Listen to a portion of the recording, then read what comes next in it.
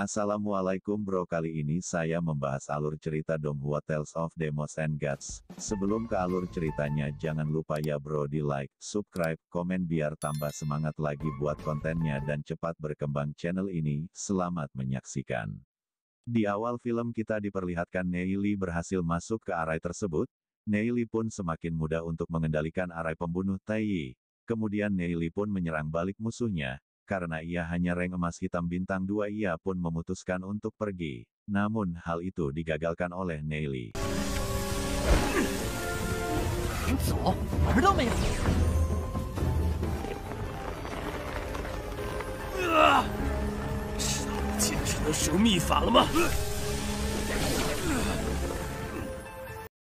Akan tetapi orang itu dapat lepas dengan menggunakan sebuah teknik khusus. Walaupun begitu ia tetap kalah dengan kekuatan beruang abis milik Neili.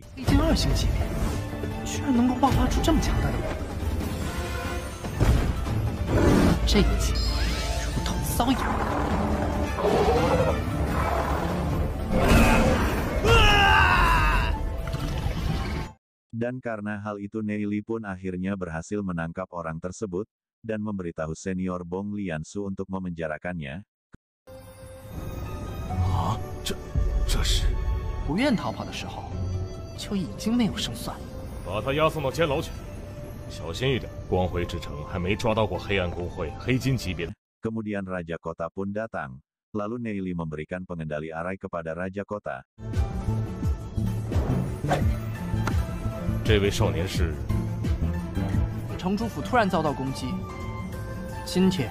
Sedangkan pertarungan dengan kolosal abis yang masih berlangsung. Namun keduanya Yasuo berhasil menjebaknya ke dalam arah Thunder. Akan tetapi itu tidak dapat bertahan lama. Padahal semua rank emas hitam sudah berjuang untuk menahan kolosal abis. Hal itu banyak sekali korban yang berjatuhan.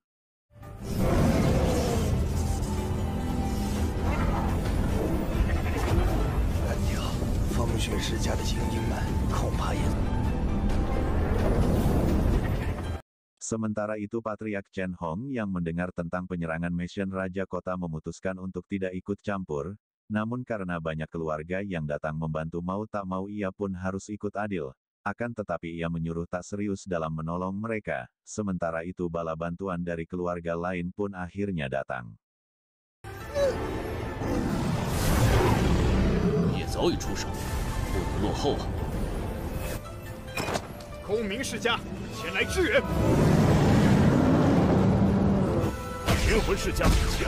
Mereka pun bekerja sama dan pergi untuk menyegel letakan di tempat keluarnya para roh iblis. Saat ketua Yasuo bingung untuk mengalahkan kolosal abis, Neili pun datang untuk membantunya. Setelah itu Neili pun mulai menyerang.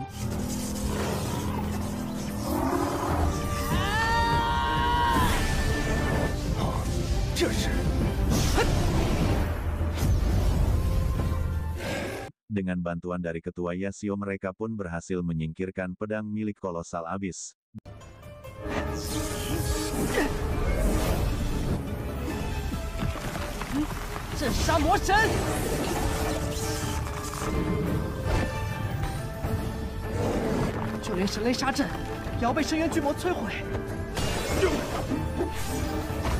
Dengan pedang Dewa Petir dan kekuatan terakhir yang dimiliki Neili, kolosal abis pun akhirnya dapat dikalahkan.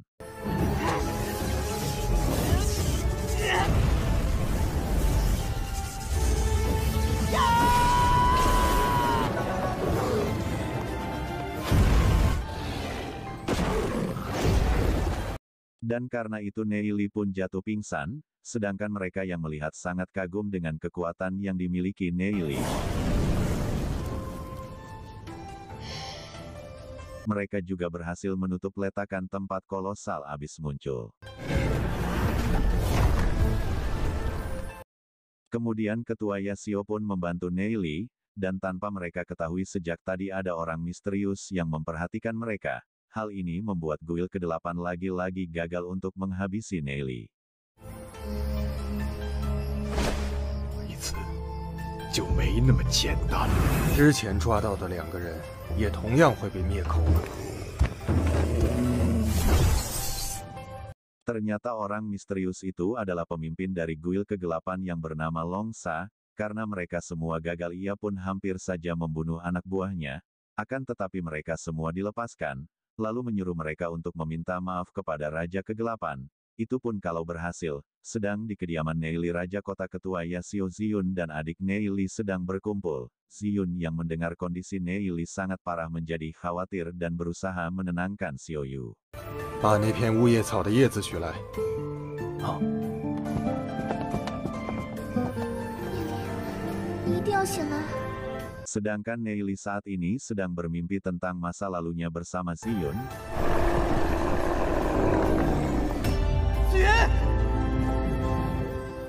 Di situ Ning Er juga datang untuk menjenguk Neili, karena Neili yang memimpikannya Ziyun, ia terus menyebutkan nama Ziyun dalam mimpinya. Mendengar itu Ning Er mengatakan bahwa ia akan selalu berjuang untuk mendapatkan Neili, walaupun Neili tetap memilih Ziyun. 我真的有资格说出把聂离让给我，是不会那么轻易认输的。不管发生什么。 Keesokan harinya Neili pun akhirnya sadar, Ziyun yang melihatnya pun sangat terkejut. 你昏迷了整整3天。 Mendengar bahwa ia pingsan selama 3 hari, Neili pun segera memulihkan kekuatan jiwanya. Tak lama setelah itu Ning Er pun datang. 听说聂离昏迷了，我只是过来看看。 Keesokan harinya Raja Kota dan Ketua Yasio sedang membahas kerusakan dan korban yang ditimbulkan dari pertarungan semalam. 多的破坏，是否抽调一些人手去完成修缮？及修复宅邸这些琐事，以后再说。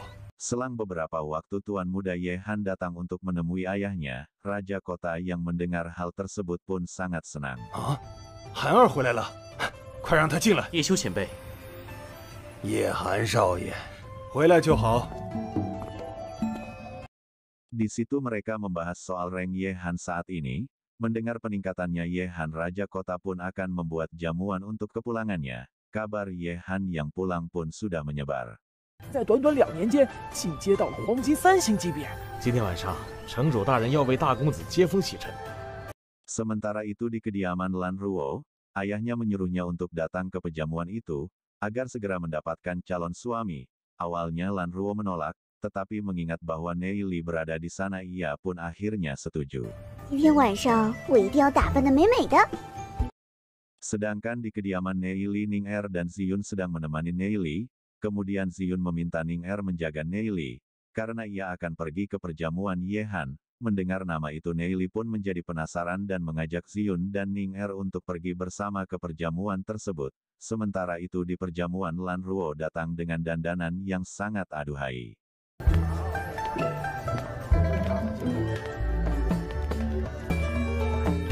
真可谓是窈窕淑女，亭亭玉立。 Di situ ia mendatangi Ye Han untuk menyapanya dan mulai mencari keberadaan Neili. Chen Fei yang mengingat perkataan Lan Ruo saat masih kecil pun membahas tentang Lan Ruo yang menyukai Ye Han. Karena hal itu Lan Ruo pun menjadi kesal dan mulai memarahi Chen Fei. 我听说你跟我家聂离很不对头啊！这呼延兰若什么时候跟这个聂离好上了？我家聂离的麻烦，休怪我对你不客气。 Ye Han yang tak pernah mendengar nama Neili pun menjadi bingung. Melihat hal itu Chen Li Jian pun menjelaskan tentang Neili kepada Ye Han. 这个聂离是城里最近冒出来的一个天才，是个天才，倒是令我产生了一些兴趣。铺天盖地了，呼延兰若不生聂离的气，这聂离少了一根汗毛，我一定废了你！只怪聂离那小子太花心了，勾引我的未婚妻。沈家在天才战上可是颜面扫地。 Mendengar perkataan Lan Ruo, ayah Chen Fei pun merasa kesal dan menyindir ayah Lan Ruo. 别在这阴阳怪气的。 Sementara itu direktur yang merasa khawatir akan keadaan Neili, dan menanyakan kondisinya kepada Raja Kota. 于之中，现在恐怕还来不了。渊巨魔，真不知道聂离是怎么做的。 Tak lama setelah itu Neili pun akhirnya datang. Banyak orang yang kagum akan kejeniusan Neili. 我们可是好久没见了。 Kemudian Ye Han pun menyapa Ziyun dan memberikannya sebuah hadiah. Akan tetapi hadiah eset braselen itu malah diambil oleh Neili, karena Ziyun menolaknya. 大哥，我不能接受这么贵重的礼物。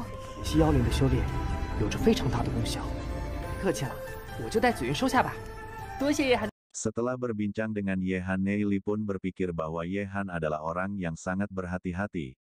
还得经过风雪世家长老们的同意才行。你的朋友，那么自然也是我叶寒的朋友。有了紫云为妻，就不一样了。 Kemudian Chen Fei lagi-lagi mengganggu Neili bahkan hampir menjelek-jelekkan Ning Er. Hal itu membuat Neili marah dan menggunakan sedikit kekuatan pedangnya. 你口无遮拦，出言冒犯我。